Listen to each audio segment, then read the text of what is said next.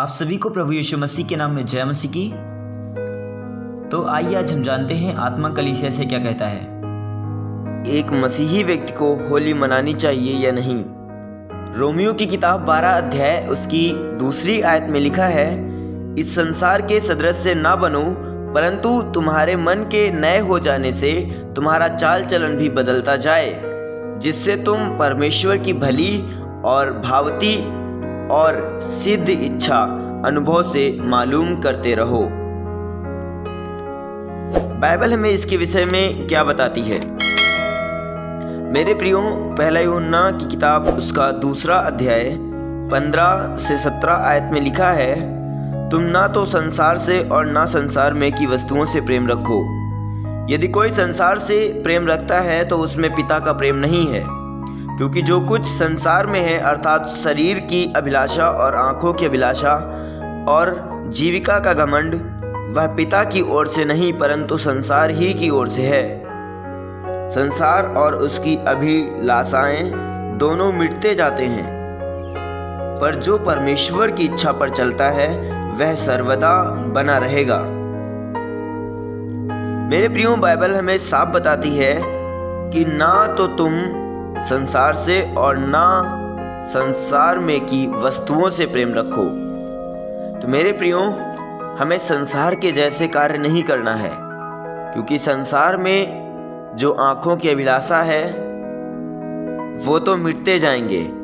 मेरे प्रियो, प्रभु यीशु ने हमें इस संसार में से अलग किया है, इसलिए हमें संसार के लोगों के साथ उनके कामों में मिलना नहीं है।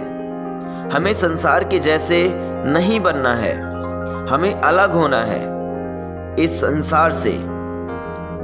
मेरे प्रियो, यदि हम भी संसार के लोगों के साथ वही गलत काम करें तो हम में और संसार के लोगों में क्या अंतर होगा। इसलिए हमें अपने कामों को अलग करना है, क्योंकि वचन स्वयं कहता है, इस संसार के सदृश से ना बनो, परंतु तुम्हारे मन के नए हो जाने से तुम्हारा चाल चलन भी बदलता जाए, जिससे तुम परमेश्वर की भली और भावती और सिद्ध इच्छा अनुभव से मालूम करते रहो। मेरे प्रियो, बाइबल हमें बताती है कि इस संसार के सदृश ना बनो। तुम्हारे मन के नए हो जाने से तुम्हारा चाल चलन भी बदलता जाए। मेरे प्रियो, कुछ लोग मसीह में तो हैं, पर उनके जीवन में कोई ना कोई समस्या बनी ही रहती है, क्योंकि उनका मन तो बदल जाता है पर उनका चाल चलन पुराना ही रहता है। इसलिए मेरे प्रियो, पौलुस अपनी पत्री में कह रहा है कि तुम्हारे मन के बदलने से तुम्हारा चाल चलन भी बदलता जाए।